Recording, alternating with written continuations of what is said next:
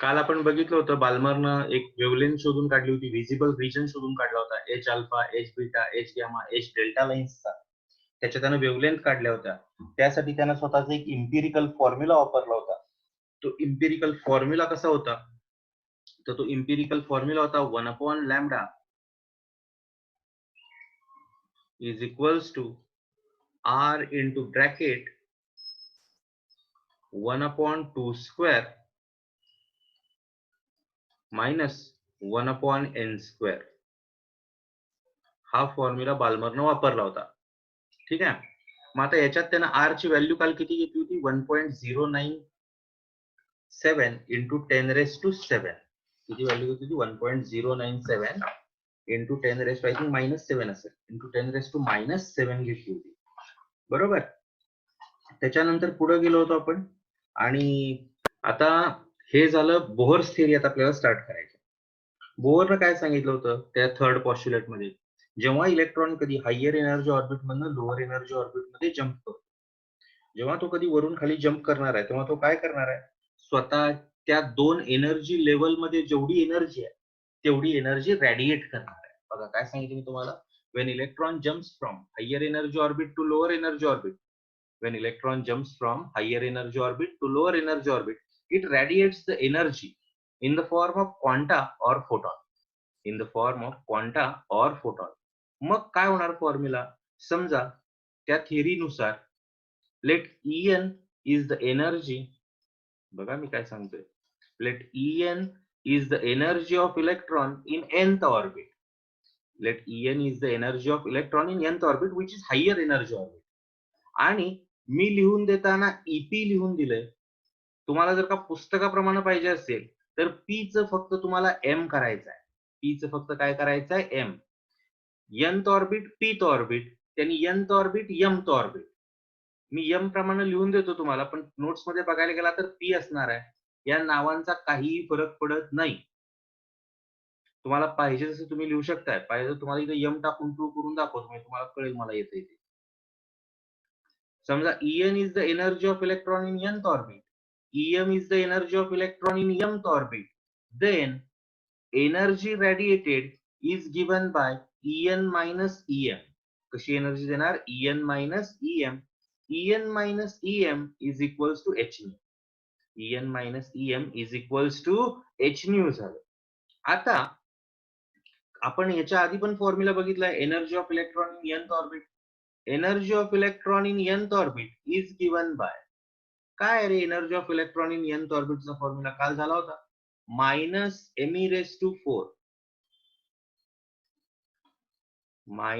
-me⁴ upon 8 ε0 square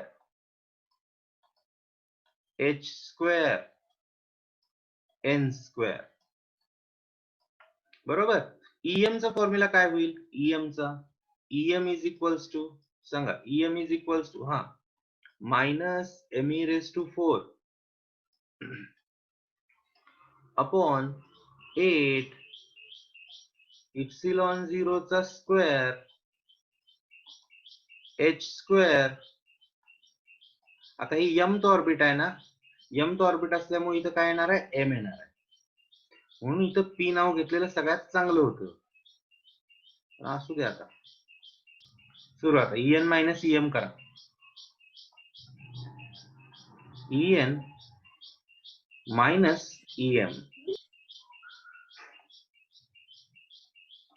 En minus Em केलं तर दोघांच्यातनं common काय काय मिळतंय सांगा? दोघांच्यातनं कॉमन काय काय मिळतंय? दोघांच्यातनं कॉमन मिळेल.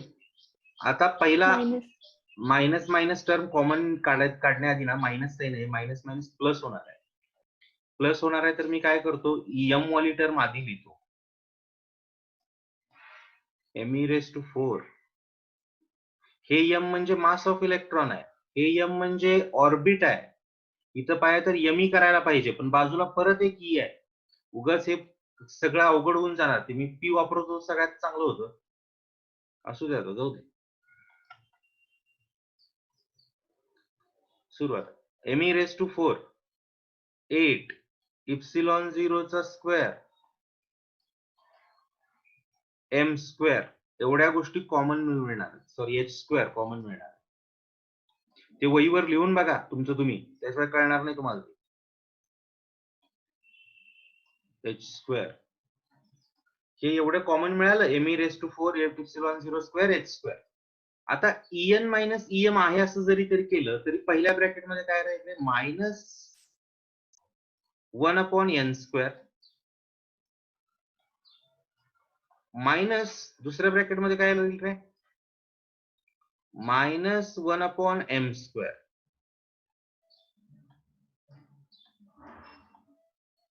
आता हे मायनस मायनस झालं प्लस, मग en मायनस ep चा फॉर्म्युला काय झाला, en minus ep em sorry en minus em काय झाला फॉर्म्युला, me⁴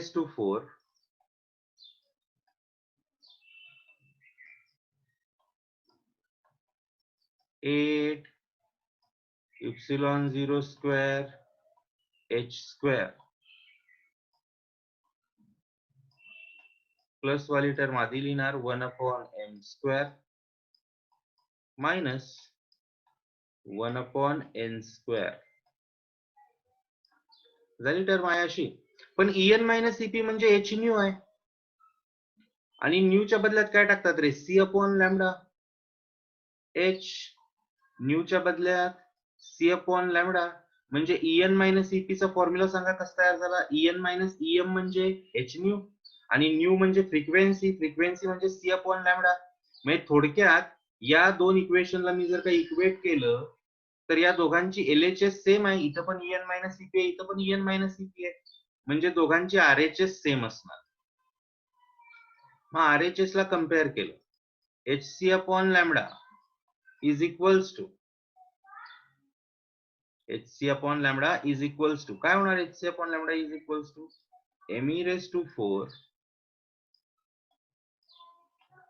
8 ε0 चा square h square 1/m² minus 1/n². हे hc इकडे खाली आहे ना, 1/λ इज इक्वल्स टू काय तयार झालं, me⁴ 8 ε0 चा square h³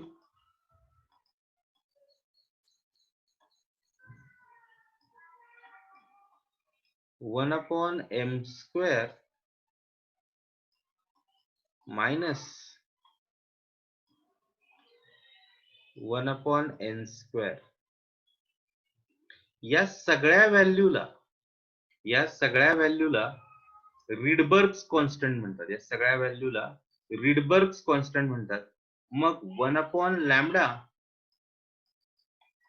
is equals to r, 1/λ is equals to r 1/m² minus 1/n². आता याला त्यांनी नवीन नाव दिले, RH तयार केलं. याचं नाव नवीन RH, रिडबर्ग कॉन्स्टंटचं नवीन नाव घ्या RH. आणि मी तुम्हाला कालपासून सांगत आलो होतो, सगळ्यात शेवटी फॉर अदर मॉलिक्यूल इथं फक्त E च्या बाजूला काय येतं रे, Z येतं. इथं E स्क्वेअरचा स्क्वेअर झाल्यामुळे इथं काय येणार आहे, Z² येणार आहे फक्त. त्यामुळे ज्यांना कुणाला शेवटी अजून एक फॉर्म्युला लिहायचा आहे त्यांनी for other atoms RH Z² 1/m² minus 1/n² करणार. कळालं हे सगळ्यांना? अरे कळालंय का हे डेरिवेशन सगळ्यांना? हो.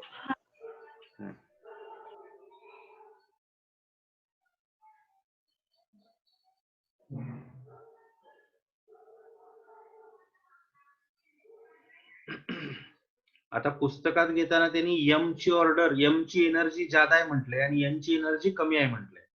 मी तुम्हाला शिकवताना n ची एनर्जी ज्यादा आहे म्हटलं आणि m ची एनर्जी कमी आहे म्हटलं. n ची एनर्जी ज्यादा आहे त्यामुळं 1/n² नंतर येणार आहे. पुस्तकात 1/m² आलंय. का आलंय 1/m²? तर तुम्ही ज्याची एनर्जी ज्यादा घेणार ते इथं मेन्शन केलेलं असते. मी मगाशी बोलताना सांगितलं होतं, late En be the energy of electron in nth orbit which is higher energy orbit आहे ते. Em is the energy of electron in lower orbit. Lower orbit मधल्या इलेक्ट्रॉनची एनर्जी Em आहे, म्हणजे लोअर एनर्जी ऑर्बिट आहे. Lower orbit नव्हे, lower energy orbit आहे. तर जसं कन्क्लुजन मांडाल त्यानुसार फॉर्म्युला तयार होत जातात, कन्सेप्ट बदलत नाही. आणि हे n असेल, m असेल, p असेल, तर या गोष्टींचा फिजिक्स मध्ये कधीही काहीही संबंध येत नाही आणि काही फरक पडत नसतोय. तुम्ही आहे असं जरी पुस्तकातलं लिहिलात तरी चालतंय. हा, फक्त एक काम करा, आता त्यांनी आर ला अरेंज केले तर अरेंज करा. आणि सगळ्यात शेवटी मी तुम्हाला सांगितलंय की एक ऍड करायचं. काय ऍड करायचं की प्रत्येकाच्या पाठीमागं फॉर अदर ऍटम म्हणायचं आणि इथं पाठीमागं झेड ई असेल तर झेड लावायचं आणि ईचा मगाशी स्क्वेअर होता म्हणून याला झेड स्क्वेअर लावायचं. कळालं हे? मग आता फॉर्म्युला तुम्हाला कळाला. काय झाला होता formula? 1/λ is equals to RH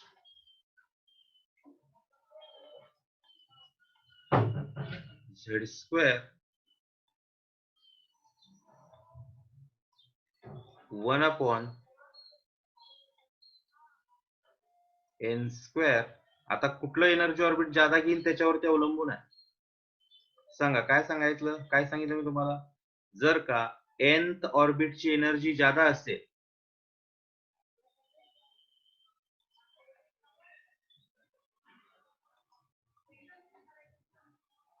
nth ऑर्बिटची energy ज्यादा असेल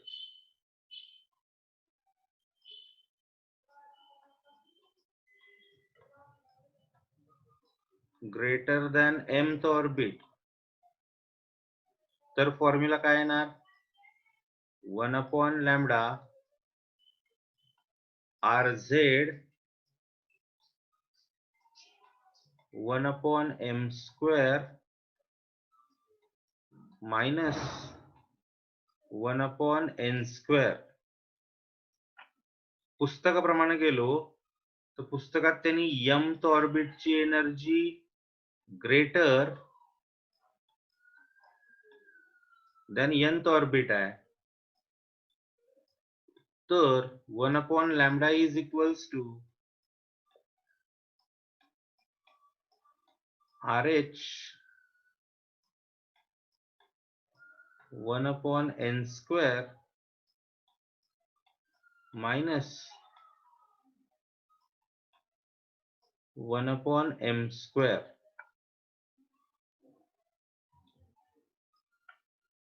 1/n² minus 1/m². आलं हे 1/λ वालं? दोन पैकी कुठलं पण एक. हे मी सोडवून दिलंय आणि असं पुस्तकात दिलंय. काय नाही, कन्सिडरेशन तुम्ही कराल तसे. असं काही नियम नाही कुठे की याची एनर्जी ज्यादा त्याची एनर्जी कमी. तुम्हाला जे पाहिजे ते. जर का पुस्तकाप्रमाणे गेलो आपण यानुसार किंवा माझ्या म्हणण्याप्रमाणे गेलो तरी काही फरक पडत नाही. आणि इथं काय लावायचं असते रे? Z², जर का अदर ऍटम असेल तर. आता जर का इलेक्ट्रॉन वरून खाली जम्प करणार आहे तर हे झालं पहिलं ऑर्बिट, हे झालं दुसरं, तिसरं, चौथं, पाचवं, अशी 5 ऑर्बिट झाली. आता जर का दुसऱ्यातनं पहिल्या ऑर्बिट मध्ये इलेक्ट्रॉन आला, तिसऱ्यातनं पहिल्यात आला, चौथ्यातनं पहिल्यात आला आणि पाचव्यातनं पहिल्यात आला, when electron jumps from higher energy orbit to first energy orbit. बघा, जर का पहिल्या ऑर्बिट मध्ये इलेक्ट्रॉन आले बाहेरनं तर त्याला लायमन सिरीज म्हणतात. त्याला काय म्हणतात? Lyman series. हे शिकवलं होतं ना रे मी तुम्हाला. पण जर का बाहेरच्या ऑर्बिट मधनं फर्स्ट ऑर्बिट मध्ये आले तर त्याला लायमन सिरीज म्हणतात. पहिली सिरीज लायमन सिरीज. मग आपण स्टेटमेंट कसं तयार करणार आहे? बघा इथं थोडंसं वाचता येते का बघा. This series arises due to transition of electron from different outer orbit to first Bohr orbit. Different orbit मधनं फर्स्ट ऑर्बिट मध्ये. फॉर्म्युला काय आहे आपला? 1/λ. आर च्या बदल्यात काय केलंय? RH. आर च्या बदल्यात RH 1/n². Minus 1/m² is equals to, सांगा फॉर्म्युला कसा बदलेल आता, RH इंटू ब्रॅकेट पहिलं ऑर्बिट म्हणजे n इज इक्वल्स टू 1 घ्यायचं, n इज इक्वल्स टू 1 म्हणजे आलं 1/1² मायनस 1/m². आता इलेक्ट्रॉन कुठल्या ऑर्बिट मधनं येणार आहेत, पहिल्या ऑर्बिट मध्ये येण्यासाठी इलेक्ट्रॉनला कमीत कमी कुठल्या ऑर्बिट मध्ये असायला पाहिजे, दुसऱ्या, तिसऱ्या, चौथ्या, पाचव्या. म्हणजे m स्टार्ट्स फ्रॉम, m कुठून स्टार्ट झाला पाहिजे, 2, 3, 4, 5 अँड सो ऑन. कळालं ही पहिलं वाक्य, हे वाक्य कळालं तर बाकी सगळे इझिली कळतात. परत एकदा सांगतो, जर का इलेक्ट्रॉन बाहेरच्या ऑर्बिट मधनं पहिल्या ऑर्बिट मध्ये येत असतील तर तिथं तयार होणाऱ्या सिरीजला लायमन सिरीज म्हणतात. बघा, this series arises due to transition of electron from different outer orbits to the first Bohr orbit. Formula काय तयार झाला, 1/λ RH 1/n² minus 1/m². RH आहे तसा, पहिलं ऑर्बिट आहे म्हणून n इज इक्वल टू 1 टाकायचं, n इज इक्वल टू 1 टाकायचं आणि m इज इक्वल टू त्याच्या पुढच्या संख्या 2, 3, 4, 5, 6 अँड सो ऑन. कळालं हे वाक्य सगळ्यांना? मग आता हे कळालं असेल तर पुढचं वाक्य बघा, जर का इलेक्ट्रॉन बाहेरच्या ऑर्बिट मधून सेकंड ऑर्बिट मध्ये आले, जर का इलेक्ट्रॉन बाहेरच्या ऑर्बिट मधून सेकंड ऑर्बिट मध्ये आले, उलट आणायचं नाही, खालनं वर आणायचं नाही कुणाला, वरनं खाली आले तर तिथं तयार होणाऱ्या सिरीजला बाल्मर सिरीज म्हणतात. तिथं तयार होणाऱ्या सिरीजला बाल्मर सिरीज म्हणतात. बाल्मर, BAL MER, काल झाला तो BALMER, बाल्मर सिरीज. तर त्याला म्हणतात बाल्मर सिरीज. मग हे वाक्य चेंज करा, this series arises due to transition of electron from different outer orbits to the second Bohr's orbit. तुझं काय होणार, second Bohr's orbit. 1/λ RH 1/n² minus 1/m². n च्या बदल्यात इथं फक्त किती करणार आहे आपण, 2. n च्या बदल्यात किती होणार, 2 आणि m च्या बदल्यात 3, 4, 5, 6, 7, 8, 9 अँड सो ऑन. इथं 2 आलं तर इथं 3, इथं 3 आलं तर इथं 4, असं चेंज होत जाणार, फक्त बाकी काही बदलणार नाही. जर का इलेक्ट्रॉन हे तिसऱ्या ऑर्बिट मध्ये आले, तिसऱ्या ऑर्बिट मध्ये आले तर त्या सिरीजला पाश्चन सिरीज म्हणतात. PASCHEN, PASCHEN, त्या सिरीजला पाश्चन सिरीज म्हणतात. बघा, पाश्चन सिरीज कसं स्टेटमेंट कसं लिहिणार, this series arises due to transition of electron from different outer orbits to third Bohr orbit. काय होणार इथलं वाक्य, third Bohr orbit, third Bohr orbit, हे चेंज होणार, third Bohr orbit. 1/λ RH 1/n² minus 1/m². फक्त इथं 2 च्या बदल्यात आता किती होणार रे, 3². n च्या बदल्यात 3, m च्या बदल्यात 4, 5, 6 अँड सो ऑन. लायमन झाला, बाल्मर झाला, पाश्चन झाला. पुढचं वाक्य आहे, पुढची सिरीज आहे ती ब्रॅकेट, BRACKETT,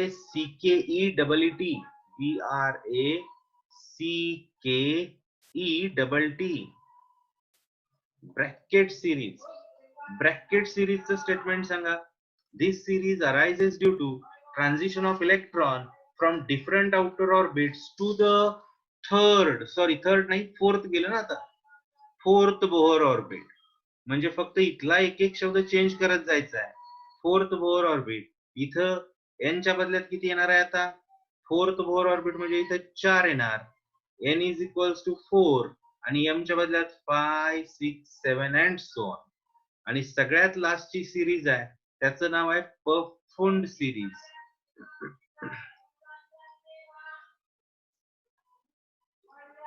परफुंड सिरीज.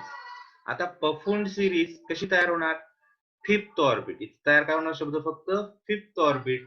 इथं होणार 5 चा स्क्वेअर, इथं होणार 5 आणि इथं होणार 6, 7, 8 अँड सो ऑन. कोणाला काय डाऊट आहे याच्यामध्ये? कुणाला काय डाऊट आहे का याच्यामध्ये? नाही सर. नो हे सर. कळालंय सगळ्यांना? हो सर. ठीक आहे, कळणं महत्वाचं होतं. या चारही सिरीज आणि एक सांगतो तुम्हाला, आहे असं जरी मी लिहून दिलं तसं लिहून काढलं तरी काही फरक पडत नाही. तुम्हाला पाहिजे तुम्ही यांचं यम करा आणि घ्या, काय त्याचं काय, त्याला काय मिनिंगलेस टर्म आहे ती. पेपरला लिहिता आलं पाहिजे फक्त, एन असू दे यम असू नाही तर पी असू. आणि हाय असं जर का तुम्ही पुस्तकात बघायला गेला तर तुम्हाला काहीही कळणार नाही आहे. चेक करून बघा पाहिजे एकदा पुस्तकात. हे एनर्जीचं डेरिवेशन वगैरे जसं बोल. ह्याचा क्वेश्चन काय येतोय? याच्यावरती क्वेश्चन म्हणजे येतोय, कसा येतोय? एक्झाम्पल येते याच्यावरती. हे फॉर्म्युलावर का? होय. किंवा मग एनर्जी डायग्राम काढा म्हणून येतो. हा एनर्जी डायग्राम काढा म्हणून विचारतो. सर 3 सिरीज विचारतात त्यातल्या 5 सिरीज आहेत त्या, 5 टोटल. पुस्तकात तरी 3 दिसतात. मी 2 जादा सांगितलेत, काय प्रॉब्लेम आहे का 2 जादा असल्या तर? नाही, मी विचारलं परीक्षेत 3 विचारतात का? परीक्षेत तुम्हाला आता पहिली गोष्ट मी सांगितली की तुम्हाला सिरीज पण विचारत नाही. पहिली ते विचारताना काय एक्झाम्पल विचारते फॉर्म्युलावर तुम्हाला. आणि 3 सिरीज आहेत तर 3 पेक्षा जास्त सिरीज आहेत, त्यामुळे सगळ्याच्या सगळ्या सिरीज तुम्हाला माहित असायला पाहिजे. आता फक्त एकच आहे याच्यामध्ये की तुम्हाला याचे रिजन माहित असायला पाहिजे. की तिथं पुस्तकात तुमच्या ती काळी डायग्राम एक दिले ना, युव्ही, व्हिजिबल, इन्फ्रारेड. हो सर. दिले का युव्ही, व्हिजिबल, इन्फ्रारेड? ती डायग्राम एक दिलेली नाही आहे तुम्हाला जुन्या सिलेबस मध्ये. ती डायग्राम तेवढी काढून ठेवा बस, बाकी काही नाही. सर ही तुम्ही वरती काढली, कशी काढायची डायग्राम सांगा. ती त्यांनी तिथं काढताना दिलेली नाही. आपल्या नोट्स मध्ये काढली की मी डायग्राम? नाही आहे. नोट्स मध्ये नाही आहे? नाही. हे काय, इथं अशा रेषा मारायच्या, त्या वहीच्या लाईन्स आहेत, हा या लाईनचा उपयोग करायचा. त्या लाईन्स अशा मारलेल्या असतात वहीत तुमच्या.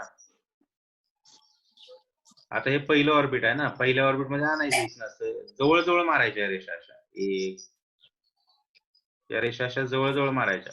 एक 6 ऑर्बिट घ्यायचे, एक 6 लाईन्स काढायच्या आडव्या, 6 ते 7, आणि याला नाव द्यायचं इथं लायमन सिरीज. परत पुढची डायग्राम काढताना जरा थोडी लांब काढायची अशी. कळालं का? असं लांब. असं परत तिसरी काढताना जरा थोडी इकडे जागा ठेवून काढायची अशी. अशी वर्ण रेज आणून दाखवायची, लायमन, बाल्मर, पाश्चन असं. ते नवीन सिलेबस प्रमाणे करायला गेला तुम्हाला काय येणार बी नाही त्यात, आणि शिकवलेलं तर अजिबात कळणार नाही, कारण डायरेक्ट ऍप्लिकेशन दिलेत त्यात. डायरेक्ट ऍप्लिकेशन दिलेत, कळणार नाही, येणार नाही. हा बोला. 11वीच्या केमिस्ट्रीच्या पुस्तकात आहे ही डायग्राम. मी 11वीला घेतलं होतं, तरी तुम्हाला सांगतो, तुम्हाला आठवण आता काय करायचं. हे सगळं मी घेतलं होतं 11वी. नाही हो सर, 11वीला नव्हतं हे. सर केमिस्ट्रीला होतं. होतं की नाही केमिस्ट्रीला सांग? हो. मी चॅप्टर शिकवला होता तर.